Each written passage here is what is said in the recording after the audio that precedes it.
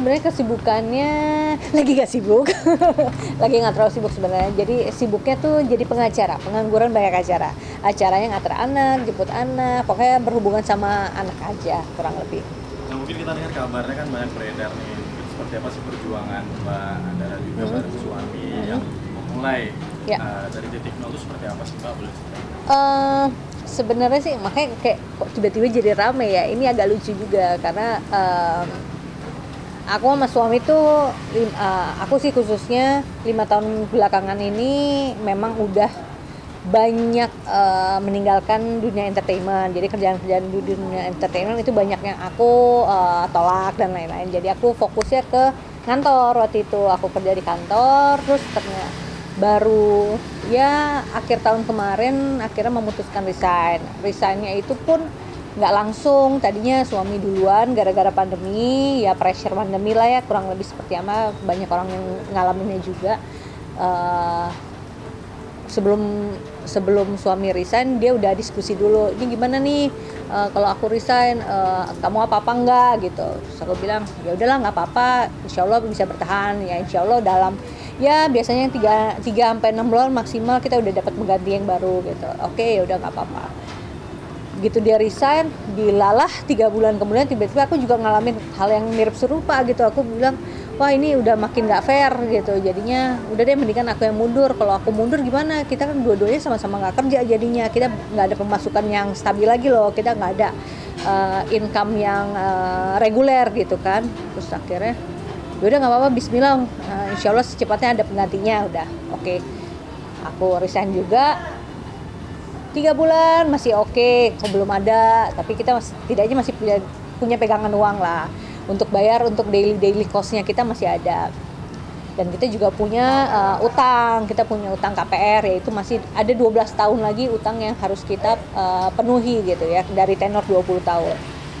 Ternyata 3 bulan lewat, masuk mau 6 bulan, kita mulai khawatir. Waduh, ini pos yang tadinya kita siapin buat daily cost udah makin habis nih. Sedangkan kita belum ada pemasukan baru, otomatis kita harus ngambil dari yang tabungan yang kita punya untuk nutupi si daily cost-nya ini, ya kayak cicilan, tagihan-tagihan, itu kita harus nutupin dari situ gitu kan. Kita harus ngambil dari sana, mantap lah istilahnya, mantap makan tabungan. Nah, abis itu begitu udah masuk 6 bulan, gimana? Udah makin teriak-teriak, tagihan tetap datang dong, nggak mungkin nggak. Mau nggak mau kita udah mulai ngambil dari tabungan, terus kita sebulan ngambil dari tabungan, kita langsung mikir, nih kita harus bikin plan selanjutnya dan kita harus bikin action secepatnya juga. Akhirnya nelfon ke bank, nanyain kalau misalnya ide awalnya adalah ngecilin nilai cicilannya. Misalnya tadinya kita cicilan 20 juta, kita minta dikecilin jadi 10 juta lah sebulannya. Itu gimana? Terus kata pihak yang bisa aja. Tapi yang tadinya kita sisanya 12 tahun itu otomatis jadi panjang lagi, bisa jadi 18 tahun. Waduh, ini kali lubang tutup lubang nih jadinya kan, si malakabah banget. Waduh, nggak bener. Udah gitu kita belum tentu tahu juga kapan kita akan dapat pemasukan yang stabil lagi kan. Nggak berani. Cek lagi, sebenarnya total utang kita berapa sih? Berharap dengan sisa 12 tahun, tadinya kan tenor kita 20 tahun, udah 8 tahun ini kita udah lumayan lah ya, udah bisa hampir setengah jalan nih, kita udah bisa nutupinnya. Pas ngecek, jeng, perkurangnya sangat sedikit sekali. Itu hampir mirip dengan pokok utang yang awal kita pinjam. Jadi akhirnya, wah ini nggak bener banget. Kerja keras kita 8 tahun, kayaknya cuma bayarin hutang bunga aja. Wah, luar biasa. Akhirnya udah deh, ini jadi pelajaran. Solusinya gimana? Coba kita orek-orek. Tabungan kita punya berapa? Kita punya aset apa aja? Kita cuma punya, aku dulu biasa kalau misalnya punya uang sedikit, aku langsung tabungin jadi emas. Aku beliin logam mulia apa, itu aku cicil tuh. Lumayan, alhamdulillah. Itu kekumpul, terus pas banget memang si inflasi emasnya juga lagi naik, si suku bunga juga pas kemarin lagi floating juga nih tinggi, tapi emas juga naik. Coba ngecek harga berapa, kumpulin, dan akhirnya bisa ketutup. Akhirnya kita udah deh, kita lunasin aja, walaupun tabungan kita jadi bis yang sisanya ya bisa dibilang sedikit banget lah sekarang gitu. Itu sih sebenarnya kalau untuk jualan iseng-iseng berhadiah, karena pertama anak itu seneng minta dibikinin bekal untuk dia bawa ke sekolah setiap hari. Terus habis itu ada orang tua aku posting, iseng-iseng aku posting, terus taunya ada orang tua juga yang kayaknya mau coba dong, anak gue kayaknya suka nih makanan kayak gini, kok banyak yang akhirnya mesen-mesen juga.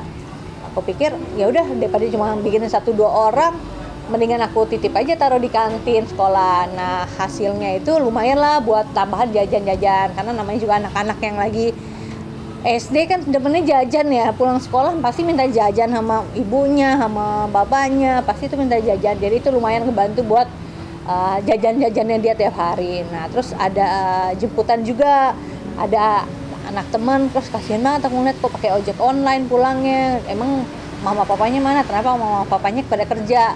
Jadi otomatis cuma dipesenin ojek online aja untuk dia pulang. Aku kasihan banget kok anak SD pulang sendirian gitu. Aku ngeri gitu, takut kenapa-napa kan. Tanya rumahnya di mana? Oh ternyata rumah anak SD itu kan memang karena zonasi ya, jadi nggak terlalu jauh dari mana-mana. Ya udah, rumah kamu di mana? Oh di situ. Besoknya tanya ke ibunya, mau jemputan aja nggak?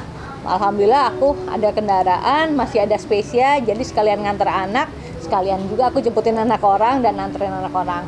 Aku terbantu, dia pun jadi terbantu juga.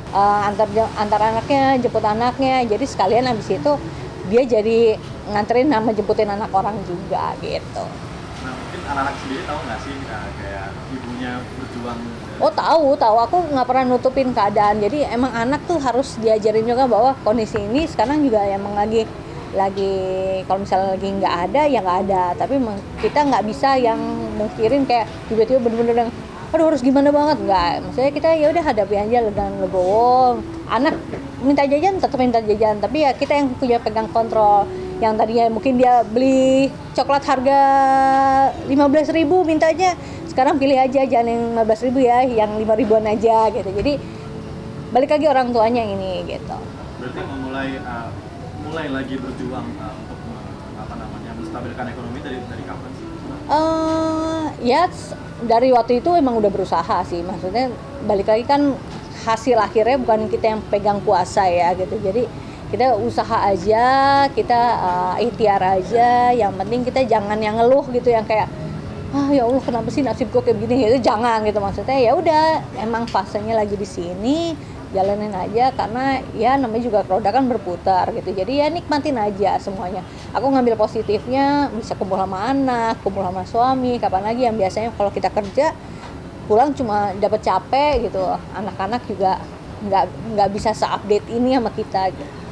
Nah, mungkin berjualan ini sekarang masih jualan nggak? Masih, cuma karena libur sekolah akhirnya libur juga kan, karena aku jualan kantin kan, nitip sama ibu kantinnya gitu. Oh, jadi kakak buka tempat kantin gitu? Enggak, ada yang udah jaga di kantin, aku nitip makanannya aja di situ. Nah, bentuk makanan itu kayak makanan ringan atau apa? Makanan ringan sih sebenarnya, sushi gitu, yang ya anak-anak gampang makannya waktu istirahatnya, karena kan cuma 15 menit ya anak sekolah SD.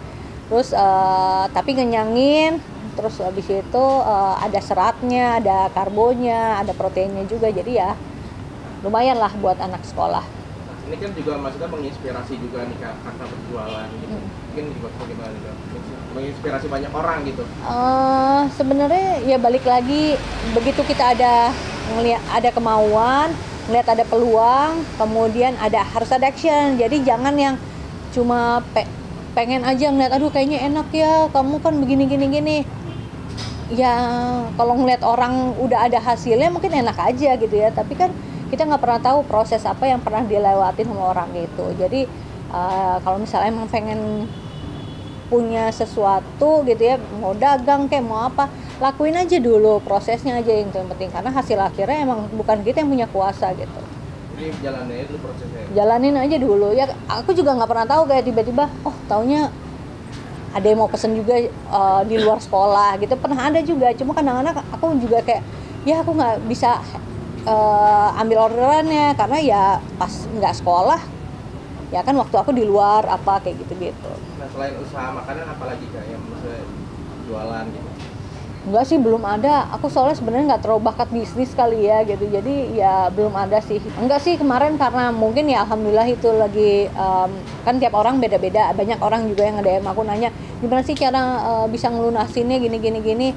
Ya alhamdulillah aku kemarin punya tabungan gitu. Mungkin beda cerita kalau aku nggak ada tabungan. Nah, kenapa aku bisa nabung?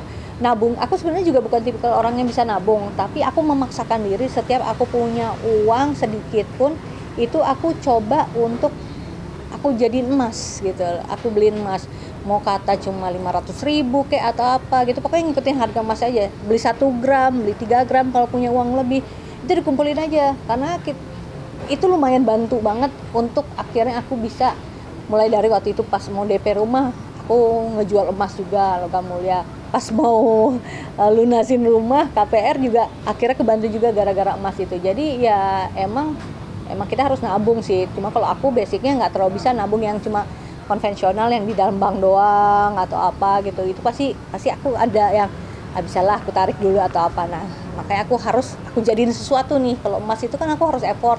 Aku datang ke toko emas kayak atau aku jual lagi ke mananya gitu. Berarti cicilan KPR sekarang rumahnya ini udah lunas? Lunas, alhamdulillah lunas. Makanya kalau cuma ternyata cuma setengah doang, waduh itu masih pusing. Sekarang makanya kemarin kita paksain banget, ya udah deh kita habis-habisan asal rumahnya lunas gitu. Jadi alhamdulillah utang nggak ada. Cuma ya udah sekarang lagi gerilya lagi dari nol itu adalah ya udah kita mulai nabung lagi gitu kan.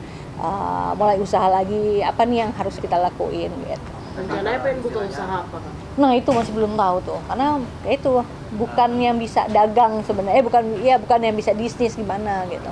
Tapi kenapa, maksudnya kan kembali lagi dari ekonomi maksudnya ada nggak sih maksudnya tawaran lain di dunia entertain lagi gitu, maksudnya untuk membangkitkan, memulihkan lagi kan dari nol dan resiko-resikonya kan pasti banyak ya. Banyak. Itu kan istilahnya seperti itu aja, atau mungkin di sisi lain ada hal-hal lain gitu kan? Apa nih maksudnya? Yang maksudnya kembali lagi ke dunia entertain lagi untuk membangkitkan kembali. Oh, kalau untuk balik ke entertainment sih, ya kalau misalnya tawarannya ternyata cocok, aku juga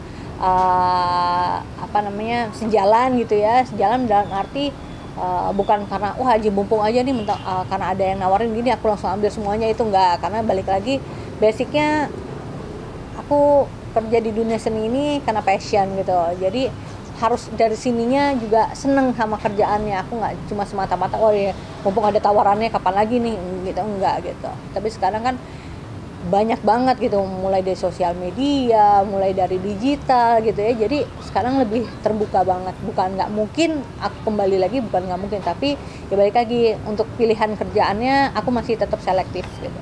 Nah Kak, dulu kenapa sih Mbak Sita sampai meninggalkan dunia entertain Mbak Sita untuk bekerja gitu? Jenuh, alasannya cuma satu, jenuh. Aku kerja di dunia entertainment hampir 30 tahun gitu, bener-bener yang kayak sejenuh itu. Karena ya balik lagi basicnya kan suka seni gitu ya. Begitu udah nggak dapetin passionnya yang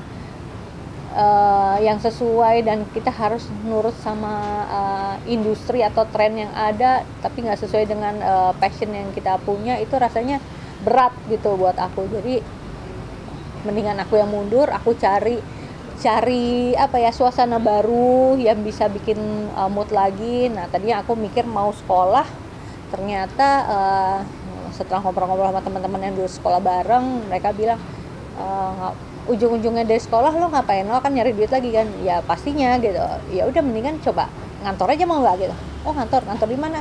Ya udah lo coba aja kayak perusahaan startup lah. Ya udah akhirnya aku apply dan di interview keterima. Terus sempat resign juga, akhirnya ganti perusahaan, masuk perusahaan lain, company yang beda, keterima juga. Ya udah nggak kerasa berjalan 5 tahun gitu. Mungkin melihat Mbak Andara kan sudah 11 tahun ya menikah gitu. Mungkin apa sih rahasianya harmonis sampai seperti itu, kita anak-anak jadi dekat sama suami juga, berjuang bareng dari titik nol. Iya. Ya saling ini aja kali ya, saling toleransi karena ya sampai sekarang sih tetap masih belajar sih ya. Toleransi itu kan sebenarnya kita nggak punya batasan yang pasti gitu kan. Oh ya nih sampai titik ini nih toleransi ya, pasti semua orang ya namanya juga toleransi, kita bilangnya sampai segini, tiba-tiba pada saat di titik ini toleransi deh naik lagi gitu. Jadi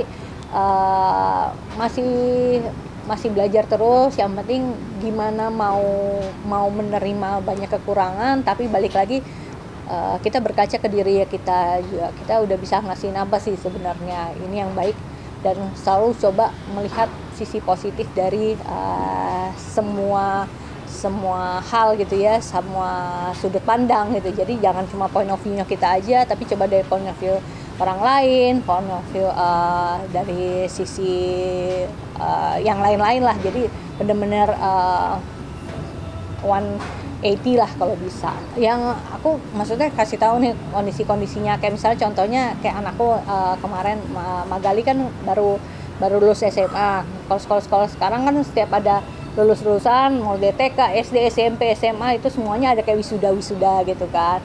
Nah kita udah prepare nih, mikir anak-anak wisuda pasti kan setelannya harus bagus. Anaknya juga udah bilang tuh pengennya beli jas ini, pakai sepatu apa. Itu udah kita siapin tuh kemarin, kita udah siapin.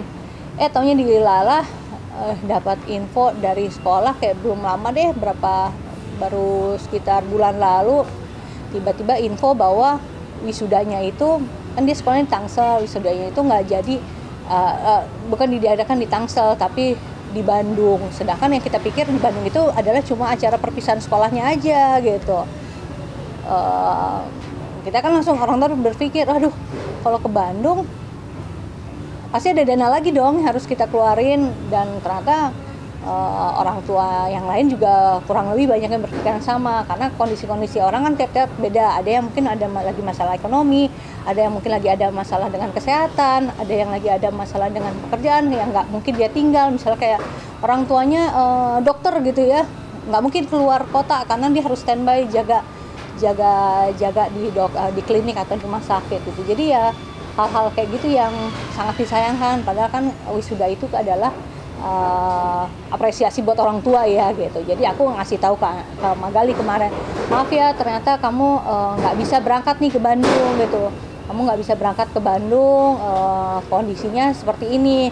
Mungkin untuk berangkatin kamu aja bisa, cuma kayaknya nggak fair untuk saya gitu, karena saya pengen ngedampingin kamu gitu untuk kamu wisuda. Terus akhirnya alhamdulillah anaknya ngerti, dia juga ngerasa saya nggak mau di wisuda kalau misalnya turun panggung nggak ngelihat ada ibunya gitu, maksudnya dia sedih juga. Jadi masa ibunya udah capek-capek nyekolahin tapi kok yang lihat ya cuma guru sama teman-teman aja, dia nggak mau. Dia pikir ya udah dia lebih baik nggak pergi. Jadi dia benar-benar nggak pergi untuk wisuda, nggak pergi juga untuk liburan perpisahan sama teman-temannya.